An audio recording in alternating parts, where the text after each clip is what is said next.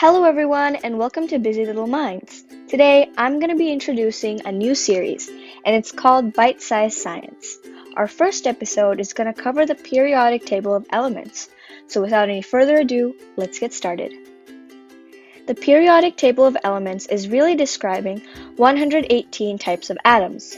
Each element has a different arrangement of the three particles that make them up: protons, neutrons, and electrons, and the configurations are what separate hydrogen from gold. A basic model of an atom is depicted here. The electrons move around so quickly, their paths cannot be seen. Here's a slow-mo of what an atom looks like. As you can see, the electron orbits in the opaque and semi-opaque circles called shells or orbitals. The electron depicted in this atom stays mostly in the first shell, but the electron can deviate between them. Now we know what the outer layer is called, but what is the inner layer called, where the protons and neutrons are clumped together? Well, it is called the nucleus. The electrons orbit the nucleus. Next, let's learn how to read the elements. The element we use for this example is hydrogen. The number at the top is the atomic number. The atomic number is the number of protons that a typical atom of that element has. Atomic number is also the number of electrons that a typical element has, because the number of electrons is the same as the number of protons. The large letter or letters in the element tile is called the chemical symbol or abbreviation. This is so that scientists can write formulas for compounds without writing out the whole element name. If this does not make sense, then this example should clear up your confusion. Let's take the example of table salt. Basic table salt is made of sodium and chlorine.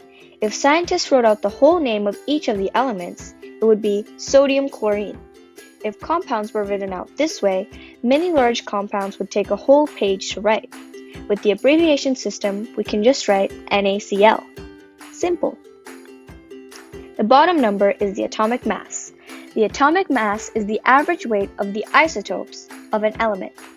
Isotopes are versions of elements that have a different amount of neutrons. A bonus fact: the atomic mass minus the atomic number is equal to the number of neutrons. Each column of the periodic table is called a group or family. The number at the top of each column is the group number. Each family of elements has similar characteristics. Each row of the periodic table is called a period. The lanthanide series is part of the 6th period, and the actinide series is part of the 7th period.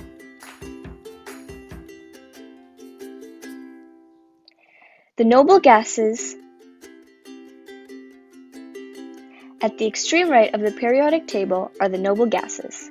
The noble gases are extremely unreactive and are the 18th family. The family left of the noble gases is the halogens. The halogens are reactive gases that are harmful if smelled in large doses. Fluorine is used in small doses in solid form, fluoride in toothpaste to clean teeth. The elements shaded in dark blue are the nonmetals, gases that we breathe. The dark green elements are the semimetals. The red-orange gradient elements are the basic metals. The purple-blue gradient, or the large blue section in the middle of the periodic table, are the transition metals. The second family is the alkaline earth metals. The first family, excluding hydrogen, are the alkali metals. The alkali metals are very reactive and can even react with oxygen. The lanthanides and the actinides are a mix of man-made elements and radioactive elements. Radioactive elements have unstable nuclei and give off atomic radiation to become stable.